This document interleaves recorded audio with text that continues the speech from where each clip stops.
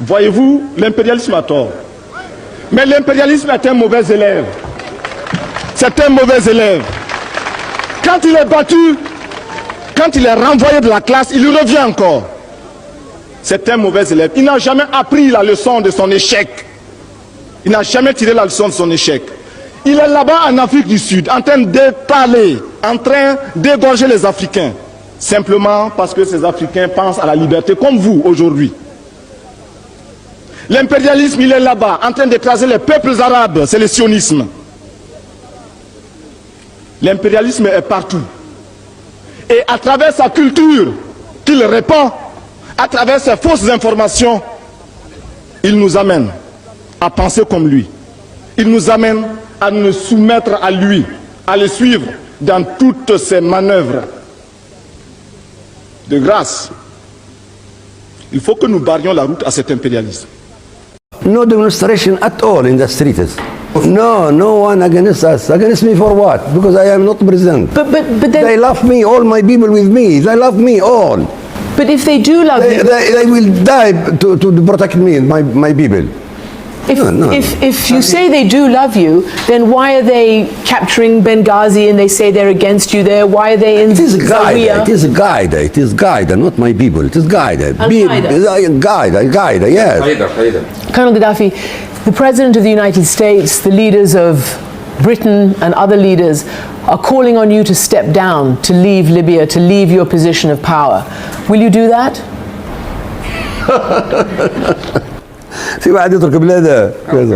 Who would leave his homeland?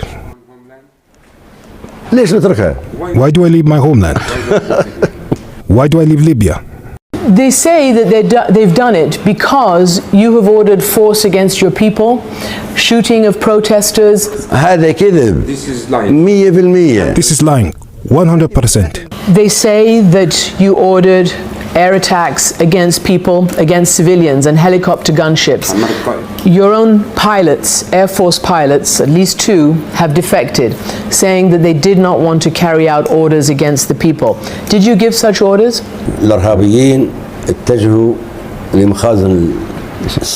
The terrorists were directed to the ammunition stores to take the weapons and distribute it amongst themselves.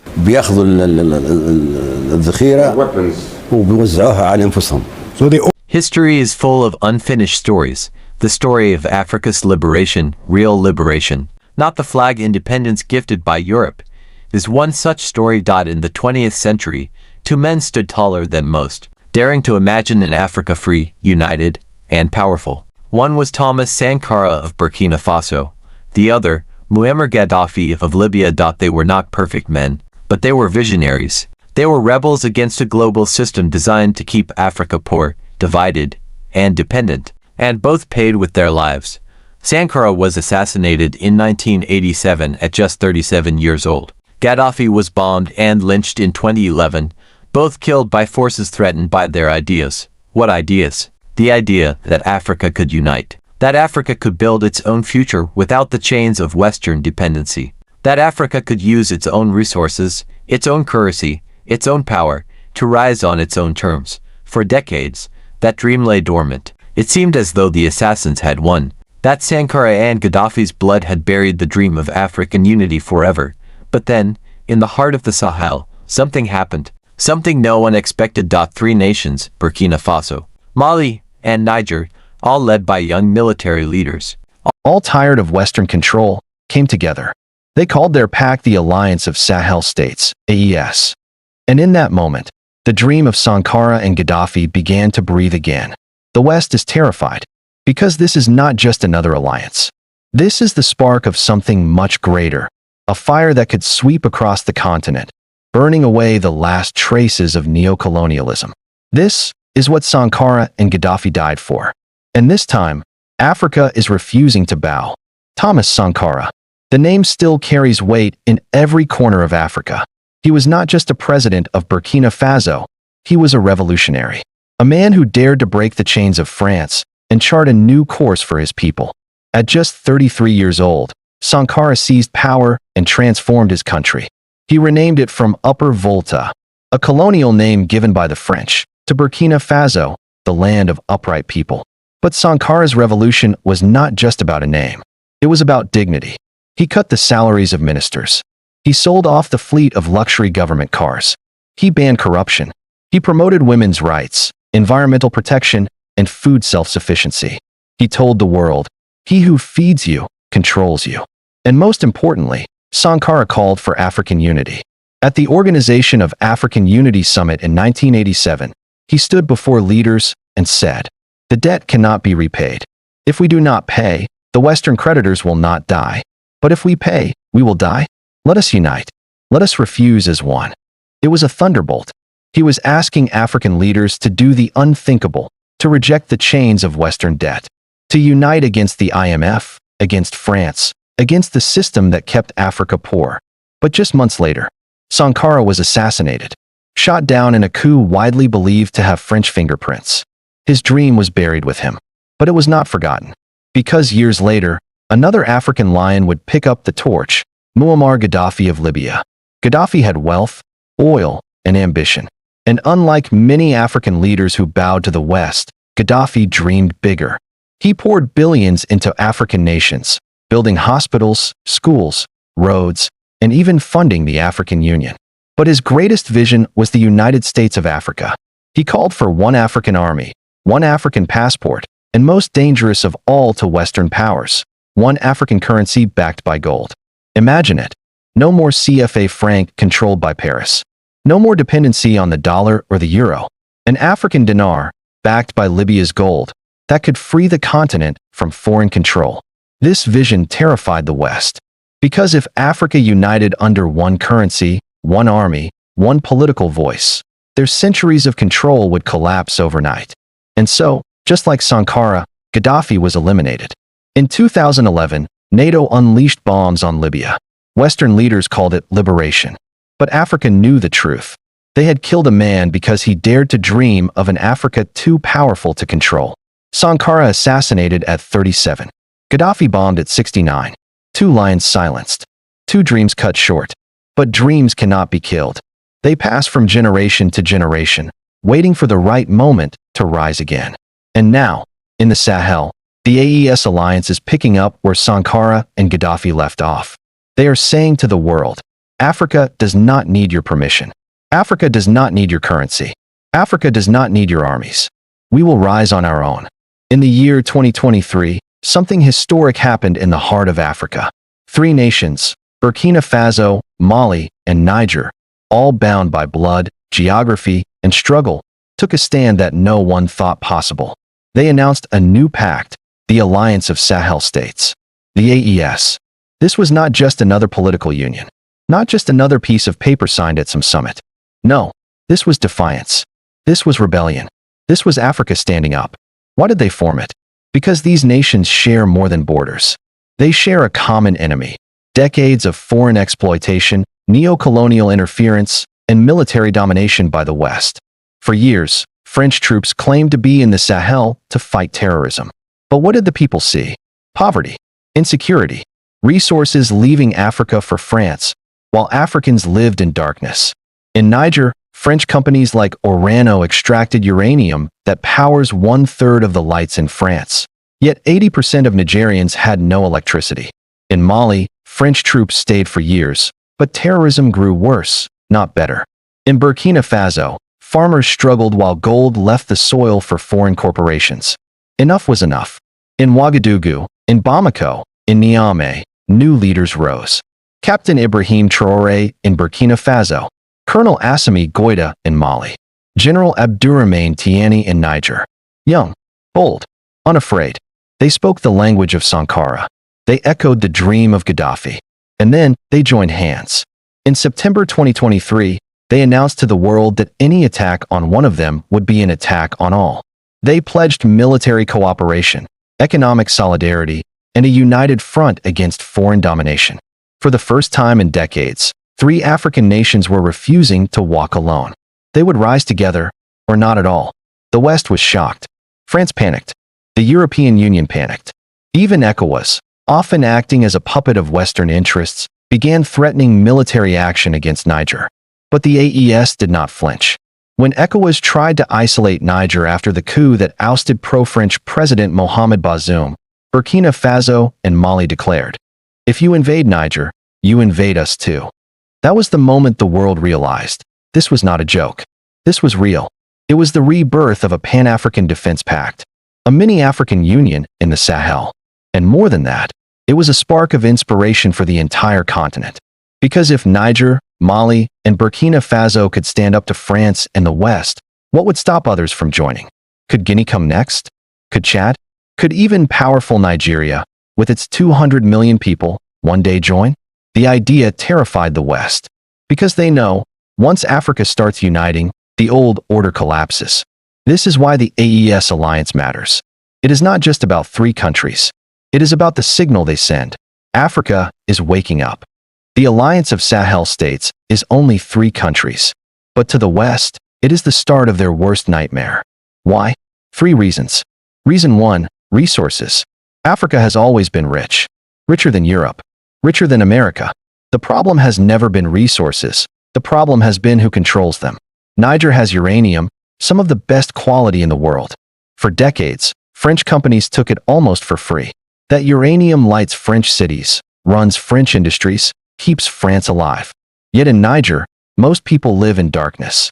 Mali has gold, tons of it. Burkina Faso has gold, cotton, fertile land. Together, these 3 countries hold resources worth hundreds of billions. And for decades, those resources flowed outward.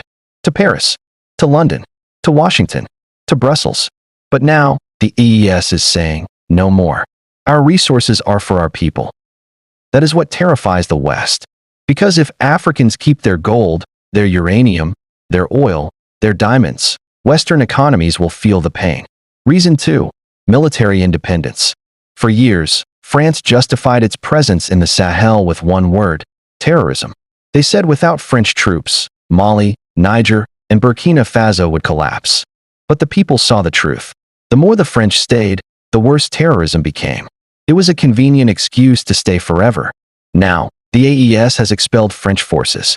They are building their own armies, their own defense pacts, even seeking new partners like Russia and Turkey, not out of blind loyalty, but out of strategy. This breaks a cycle of dependency that began with colonialism itself. An Africa that can defend itself is an Africa that cannot be bullied. And that is why the West is panicking.